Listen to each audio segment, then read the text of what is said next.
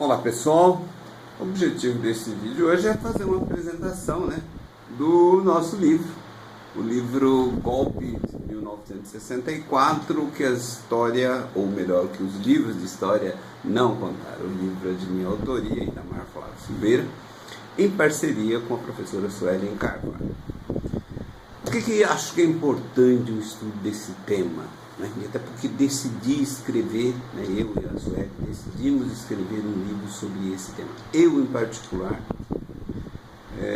tive um passado não glorioso, um passado, fui inclusive filiado ao Partido Comunista, isso na juventude, e eu me sinto na obrigação de desmistificar um pouco das bobagens que eu repeti, que ajudei também a transmitir. Porque é estudando esse período, o golpe de 64, a ruptura institucional, o que vem na sequência, é que talvez nos ajude a entender um pouco daquilo que nós estamos vivendo hoje. O Brasil está numa crise terrível e acreditamos, inclusive, que essa crise, e a crise não é só a crise econômica, é uma crise política, uma crise moral, e é, acima de tudo, uma crise da nossa cultura, uma crise cultural.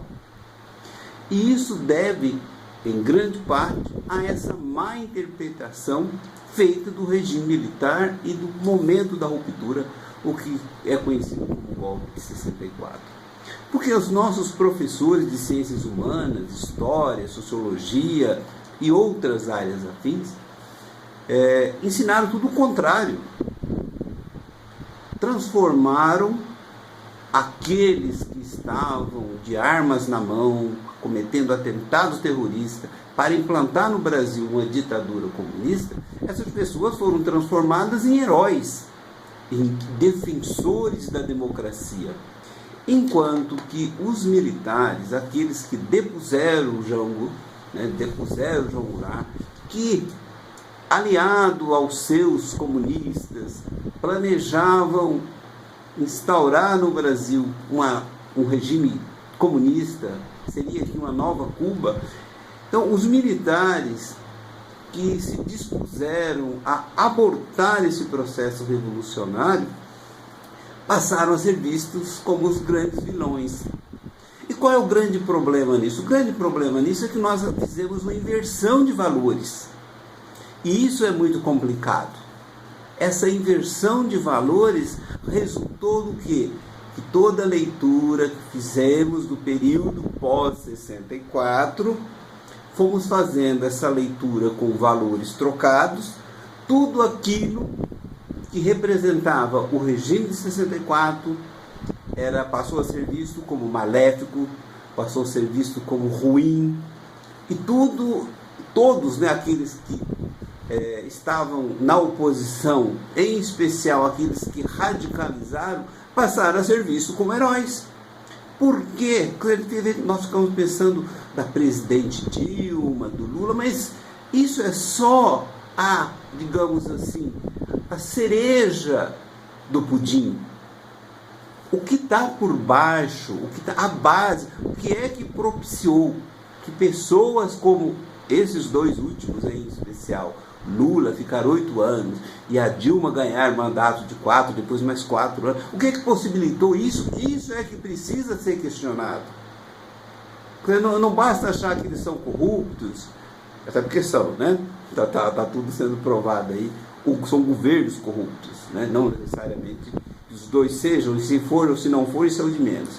São governos corruptos, governos inclusive que destruíram as empresas nacionais, os bancos nacionais e financiaram os governos totalitários do exterior.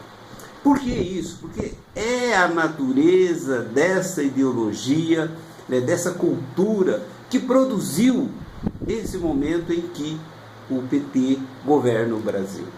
Ou seja, a questão não se resume a retirar a presidente do cargo. A questão é muito, mas muito mais complexa.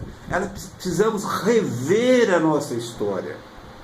Precisamos entender que aqueles que abortaram a instalação de um regime comunista é aqueles que eram os que estavam do lado da população. Enquanto a gente não desfizer isso, enquanto não revermos esse ponto de vista, nós continuaremos tocando a coisa do lado errado.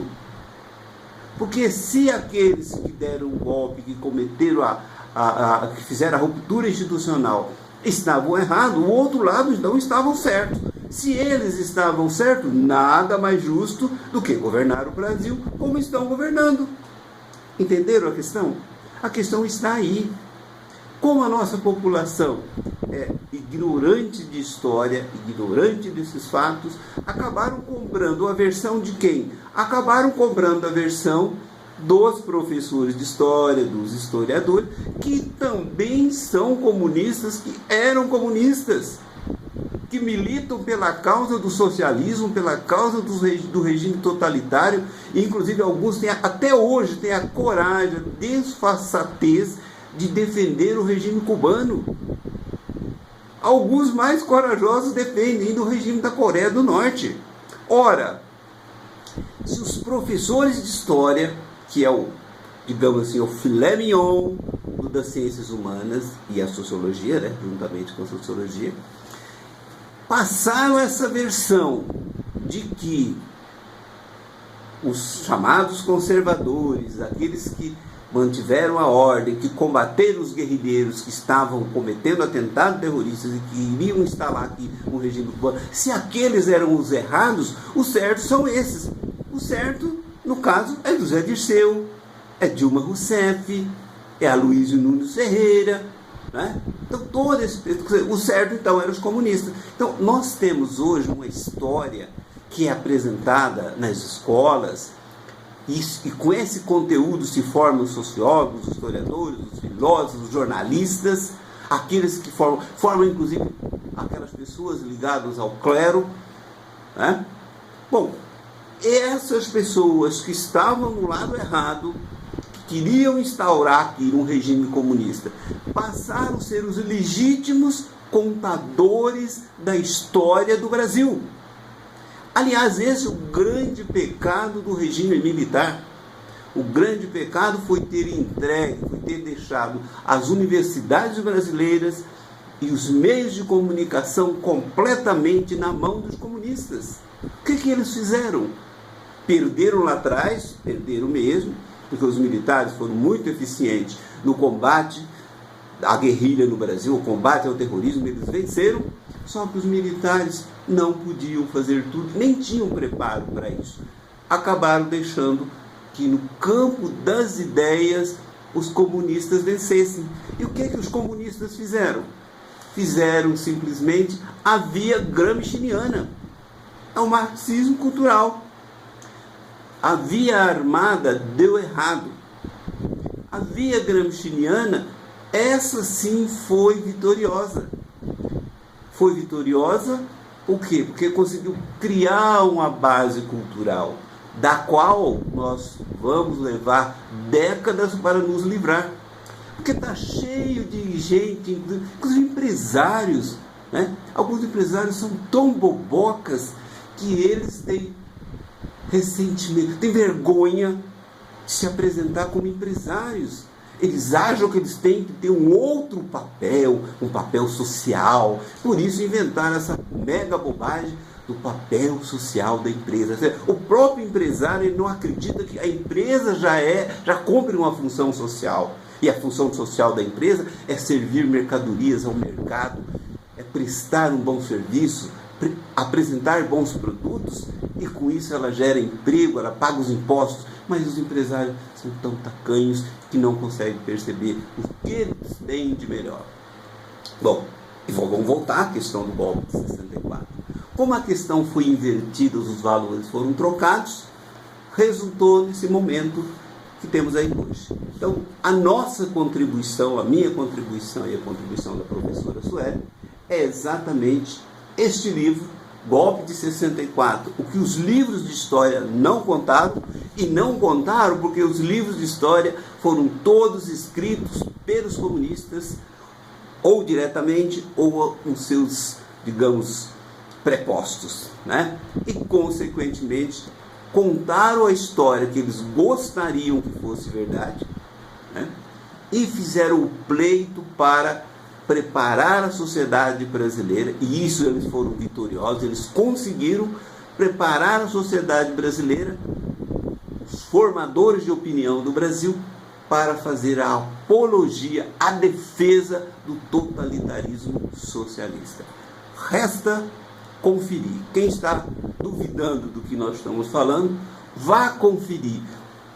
Ao ponto de que hoje nós ficamos felizes quando temos alguém do PSDB ocupando um cargo. Isso é o fim da picada, porque o PSDB é a versão socialista, é a versão do socialismo fabiano, que, se analisado com bastante profundidade, é inclusive tão perverso ou mais do que essa via mais truculenta chamada via leninista. Por quê? Porque eles vão com bastante cuidado, aos poucos, e vão destruindo as instituições, aumentando o tamanho do Estado, aumentando os gastos públicos e enfraquecendo os indivíduos. Então, está aí o nosso recado, só para fechar. A importância de estudarmos esse período, não só o regime militar, mas como todos os principais acontecimentos que sucederam a partir de 1964. O tempo esgotado, e voltaremos no próximo vídeo.